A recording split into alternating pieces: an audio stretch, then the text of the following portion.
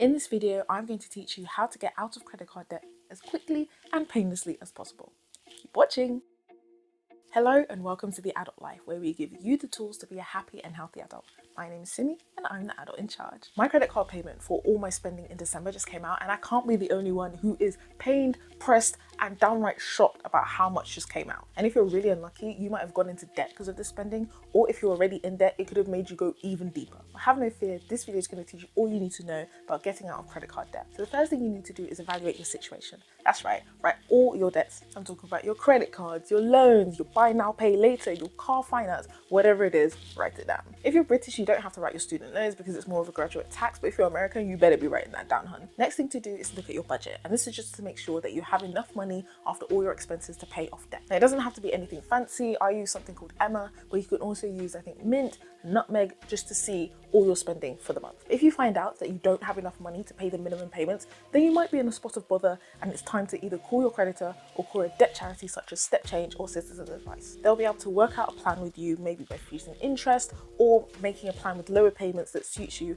and won't put you into even more debt. So if you find yourself in that situation, don't panic. There are things you can do to get out of that. But if you do have enough money to cover your minimum payments, this is definitely the part that I would say, look at all your transactions, look at all your expenses and start cutting them out one time. If you want to get out of debt quickly, you need to put as much money towards it as possible. So this is stuff like subscriptions, takeaways, Amazon binges.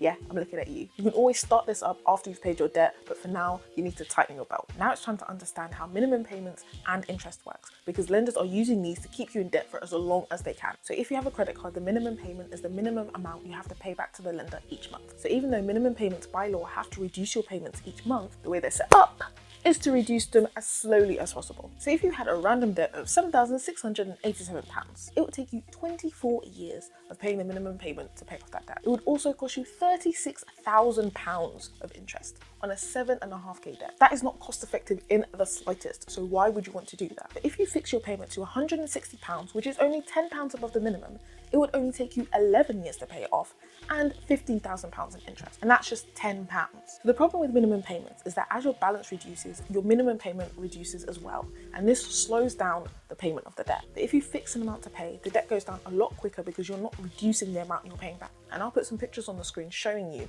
just by increasing your debt payment by 10, 20 and even £30, how you can reduce the amount of time you're in debt and also reduce the amount of interest you're paying. So even if you don't have the time to be thinking of different strategies to pay off your debt, just set a standing order for £5 or £10 above your minimum payment and see how your debt tumbles. Now obviously this isn't the most cost-effective way to pay off your debt because you're going to be paying a lot of interest still, but it's a really good place to start. And if you want to see how standing orders can help you reduce the amount of time that you'll be paying debt, I'm going to link a debt repayment calculator in the description box and you can have a play around and see for yourself. And even if you don't have a huge amount to throw towards your debt, you can always just put a standing order for the minimum payment and then just put lump sums like £50 here, £100 there towards it whenever you feel like you have the money to. So I'm going to throw a little caveat here. You need to stop spending on your cards for this debt payment to work properly.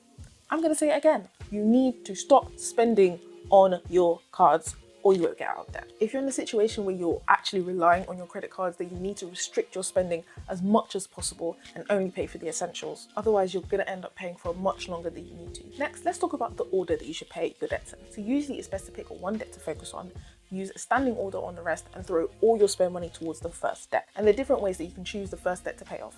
Some people use the avalanche method, which is where they get the list of all their debt and they pay off the highest interest debt first. This is the most cost-effective way because you're paying the least amount of interest. But it can be a bit disheartening if your debt is like £30,000 and it will take ages for you to see the benefits. So some people like to use the snowball method. And the snowball method means that you get the list again, but this time you order it from the lowest balance to the highest. So you pay off your lowest debt and then move to the next lowest, and then the next lowest, and then the next. And a lot of people say this is the best for them psychologically because you get a lot of quick wins and you're able to knock off your debt from like maybe 5 to 2 in just a few months rather than the other way around where you might be taking a few years. Whichever method you use, just make sure that the money that you are using for the minimum payments, you add to the next debt when that one's paid off. So which way is the best way to pay for your debt? Simple. The one that will make you stick to paying off your debt. So whether that's the avalanche, snowball, or picking one that just means the most to you, start with one and then move on to the others. So once you've chosen an order for you to pay for your debt, then you can start to think of ways that you can speed it up. And one of the best ways is by lowering your interest. So the reason a lot of people find it hard to get out of credit card debt is because credit card debt has some of the highest interest rates. I've seen as low as 5%, but as high as 56%.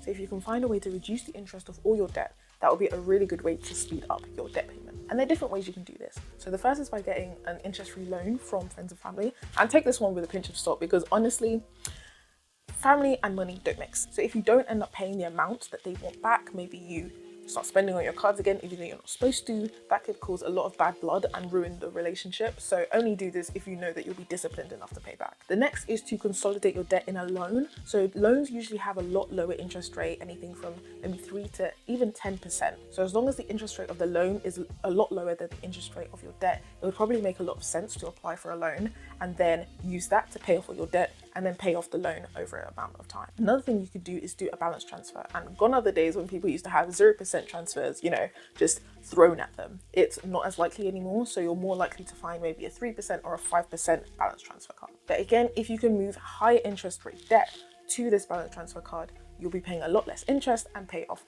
your debt quicker. But the thing is, balance transfer cards usually have a fee that you need to pay for transferring the balance over. So you need to do a quick calculation and make sure that the interest that you'll save isn't eaten up by the fee you have to pay. Well, just remember that balance transfers and loans are different forms of credit, so you will have to get a credit check again. So it might be a good idea to do an eligibility checker just to make sure you're likely to get the loan or the balance transfer before you apply, because we don't want to be reducing your credit anyhow. But as long as you're paying your bills on time, it's a lot more likely that you'll be able to get another loan or a balance transfer. And the other way to speed up paying debt is to earn more money. Now, I know we're in a global pandemonium, so it's not going to be easy, and a lot of people have lost their jobs. And you know what?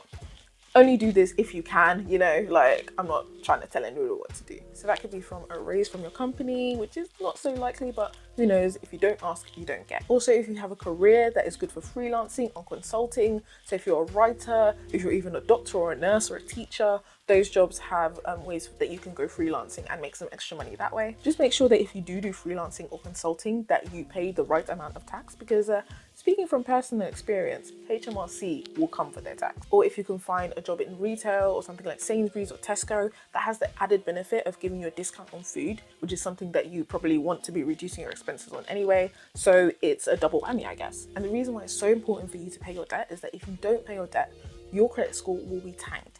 And you might be thinking, yeah, but I don't even want to buy a house or a car in the next few years. You might not be able to get a phone contract or even pay bills monthly if your credit is too bad. So you want to make sure that you're paying your debt on time every month. If you're having issues, call your creditor, call a debt charity, and make sure that you're sorting it out at least. Paying off debt is not easy. And if it was, nobody would have gotten into debt in the first place. But you just have to make sure that you're disciplined, you're holding yourself accountable, and you're doing as much as you can to make sure that your debt is being paid off. If you need someone like an accountability partner or even just someone to share your woes with, my email inbox is always open and I can give you tips on budgeting and things like that. Well, that's all for this video. Until next time, see ya!